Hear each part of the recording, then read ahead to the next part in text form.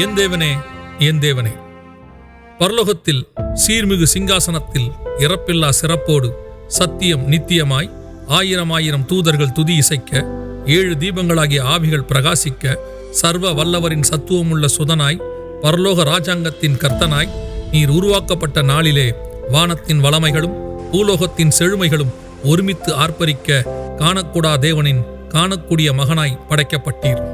பிரபஞ்சத்தின் படைப்புகளெல்லாம் உம் அழகை பிரதிபலிக்க, நகல்களின் அழகே நெஞ்சமெல்லாம் குதுகலிக்க, நகல்களின் அசலாம் அழகின் பிறப்பிடமாம் ஆயிரங்களில் சிறந்தவரே, 1000 கண்கள் கொண்டு உண்டாலும் அணுவளவே புசிக்கும் பேரழகின் பெட்டகமே, ஆனால் விரும்பத்தக்க ரூபமில்லா வீணரைப் போல் வலுவிழந்து பொலிவிழந்து பாவத்தின் போர்வையை போர்த்தி கொண்டு தீயரில் ஒருவை போல் தேகத்தை உருகுலைக்க சேதத்தை ஏற்றுக்கொண்டு தியாகத்தின் திரு உருவாய் திருக்குருசில் தொங்குவதேன் என் தேவனே.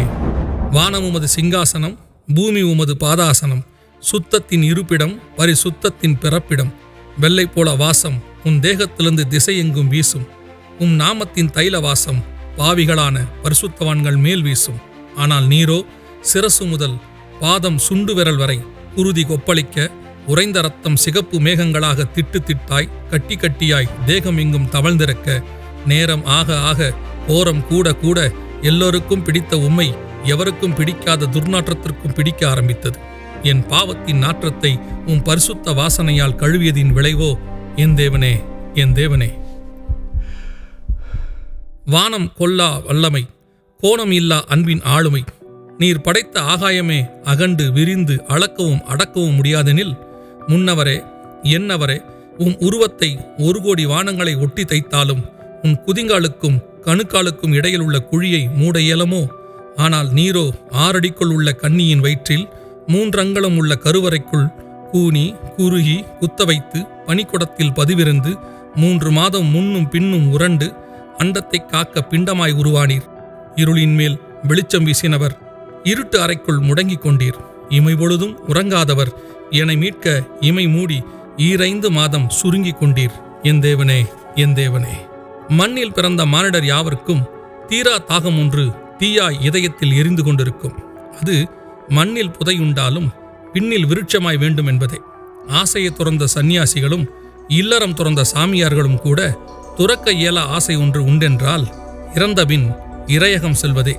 சொர்க்கம், மோட்சம், பரலோகம் என பல பேர் கொண்டு அழைத்தாலும் அவா அதனுள் நுழைவதே.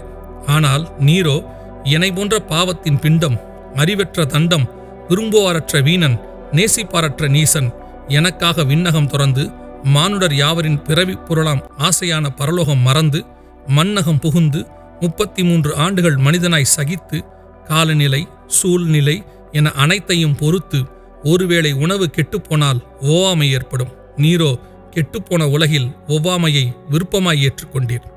என மீட்கும் ஒரே நிகழ்வுக்காய் எத்தனை இழப்பு, எத்தனை சகிப்பு. எல்லாவற்றையும் எனக்காக சகித்து கொண்ட என் தேவனே, உம்மால் சகிக்க கூடாமல் கதறிய அந்த வார்த்தை என் தேவனே, என் தேவனே. எத்துணை வழி நிறைந்தது.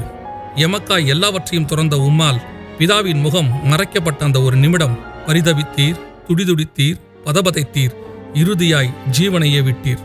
இத்தனை பாடுகளுக்கு காரணம் யானோ? பெறப்போகும் மகனுக்காக படைத்த தகப்பனை பிரிந்தீர்.